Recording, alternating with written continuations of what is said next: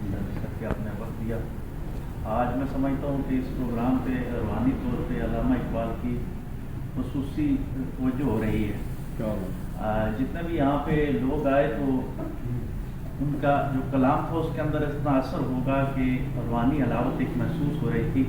वैसे इकबालियात के और इकबाल के हवाले से बड़े प्रोग्रामात होते हैं, लेकिन ये कलम का अरमा शायद दो कौमी नज़रिए का अमीन भी है और वज़वा हिंद का नज़रियाती जो अलमबरदार भी है, तो इकबाल के मिशन के ऊपर है। तो मैं ये समझ रहा था कि इसका इजहार करना ज़रूरी है। बेदारी फ़िक्र इकबाल कराता भी है और बेदारी फ़िक्र इकबाल हर हफ्ते होती भी, हर बुध को होती है। तो जितने भी हज़रात ने तबसरे किए कि इनके बाद मेरे जैसे करना से तालिब इल्म के लिए तबसरा करना तो बहुत मुश्किल काम है, लेकिन मैं अपने कौमी हवाले से दो बातें करूँगा कि मेरा बेटा पाकिस्तान के एक हमारे ऐसे इदारे में पढ़ता है जो मतलब हमारे कौमी इदारों में आते हैं। तो उन्होंने कल जो उसकी नोटबुक आई तो उसमें लिखा था कि 22 अप्रैल को अर्थ डे है, तो इस हवाले से बच्चे को थोड़ा बता दीजिएगा।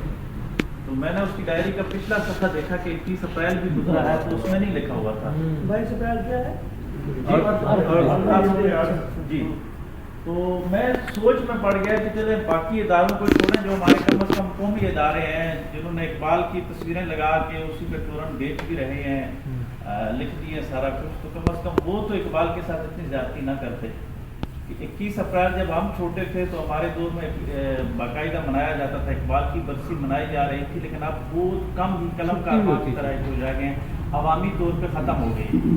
और कैमरा से हमारी ये गुजारिश होगी कि हमारा जो मीडिया है उसके अंदर आप बाकी पाबंदियाँ तो लगाते रहते हैं जहाँ आपका मन चाहे, लेकिन कम अज़ कम जो बानियान पाकिस्तान है इकबाल, कायदे आज़म और जो दो कौमी नज़रिया, इस हवाले से बाकायदा इस वक्त PTV पे चलता था। उस हवाले से जब इनके यूम आए तो उनको बाकायदगी के तौर पे मीडिया को कम अज़ कम ब्रेकिंग न्यूज़ में या खबरनामे में शामिल करना चाहिए। आप प्राइवेट चैनल्स को भी देखें तो सिर्फ चंद एक रह गए हैं, एक सच TV है, एक दो और कोई चैनल्स हैं जो ये कर रहे हैं, इकबाल का नाम ले रहे हैं। बाकियों ने तो इकबाल के साथ दुश्मनी रखी हुई है, यानी उसके दिन गुजर जाता है इकबाल का और वो भी मनाते उस अंदाज के साथ नहीं।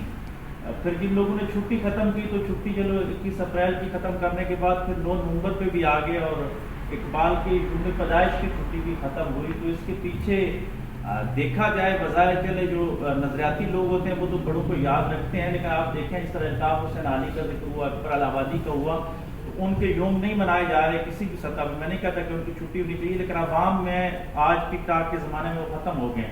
तो इकबाल की पहले यूम वफ़ात की छुट्टी ख़त्म करवाई गई और फिर यूम पैदाइश की भी ख़त्म हुई। अभी भी बाकायदा नहीं होती गज़ट में कि होगी या नहीं होगी, कभी कोई हुकूमत आती है तो उसको शामिल कर देती है और कभी ख़त्म कर देती है। तो ये इकबाल के साथ एक ज़्यादती हो रही है कि ताकि नई नस्ल के साथ अवामी तौर पे इकबाल का राब्ता बिल्कुल ख़त्म कर दिया जाए। नज़रियाती चंद लोग हैं, अगली नस्लों तक ये बात बढ़ेगी नहीं तो ये बात ख़त्म हो जाएगी। नज़रियाती लोगों ने जो इकबाल के साथ थोड़ी सी ज़्यादती की, मैं समझता हूँ कि हमारी रियासत के भी दो बयानियाँ है कि हम जब किसी को मुकद्दस समझते हैं, किसी के फ़िक्र के अमीन ठहरते हैं, तो उसको फिर अमली तौर पे पैगंबरों के दर्जे तक लेके चले जाते हैं। उसकी गुस्ताखी या उसके गुस्ताखी तो मैं ये लफ्ज़ नहीं कहना चाहिए, उस पर तनकीद करना जुर्म हो जाता है। अदब के दायरे के अंदर रहकर इकबाल भी और कायदे आज़म रहमतुल्लाह अलैह भी दोनों इंसान थे और बशर थे। बशर की शख्सियत में जहाँ इंतहाई खूबियाँ हैं वो बहुत बुलंद मकाम पर इंसानियत की महराज पे फायज थे, लेकिन उनसे कहीं ना कहीं कमियाँ भी अगर हुई है, उस पर कोई रिसर्च करना चाह रहा है तो हमें उस पर पाबंदी नहीं लगानी चाहिए थी। बदकिस्मती ये हुई कि ज़िया साहब के दौर में या उस दौर में इन चीज़ों की पाबंदी रही कि हमें अगर कोई दूसरी तनकीद के उस राविये की तरफ जाता था तो हमने उस पर बाकायदा रियासत ने उसके खिलाफ इक़दाम किए। बदले में जब मुशर्रफ साहब का दौर आया तो हमारी रियासती पॉलिसी जो है 90 के दर्जे से बदल जाती है। हम एक वक्त में लेफ्ट होते हैं, फिर राइट होते हैं, हमारी अपनी कोई कौमी पॉलिसी नहीं होती। तो जब ये दौर आया तो इन्होंने इकबाल पे तनकीद करना यानी अपना एक फ़र्ज समझ लिया। और हमारे कौमी चैनल के हसन नसार जैसे आदमी कि मुझे नहीं पता कुछ अर्सा पहले उनकी एक वीडियो वायरल हुई, वो उनके बारे में ये है कि ब्रेक भी करते हैं, लेकिन ऐसे लोग अगर बात करते हैं वो इकबाल के बारे में इस तरह आली शार बंगश साहब फरमा रहे थे कि वो इतने छोटे लोग इकबाल के हवाले से अंदाज कर सकता है। अगर कोई नक़्द करना भी चाहता है नज़रियात पे तनकीद के हवाले से तो आप उसके उसूलों के मुताबिक करें, रियासत उनको परवाह नहीं हो। लेकिन ऐसे लोगों को अगर आगे आ रहे हैं तो उनके ऊपर बाकायदा कानूनी कार्रवाई होनी चाहिए।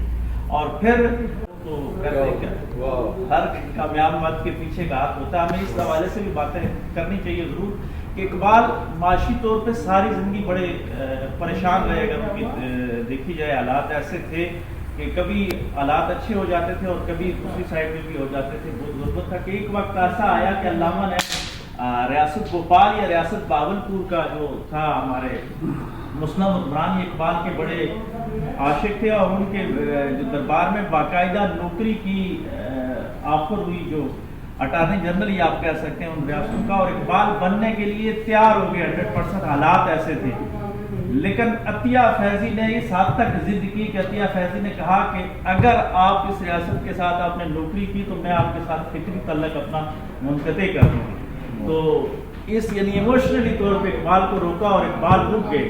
اگر اقبال کسی ریاست کا اٹارنی جنرل بن جاتے, ملازمت اختیار کر لیتے, تو ہو سکتا ہے اقبال وہ اقبال نہ ہوتے جو آج اقبال جس انداز کے ساتھ پیش ہو رہے ہیں, بڑی غربت میں. اور واقعی اقبال نے خود ہی نہیں بیچی بلکہ غریبی میں نام پیدا کیا ہے.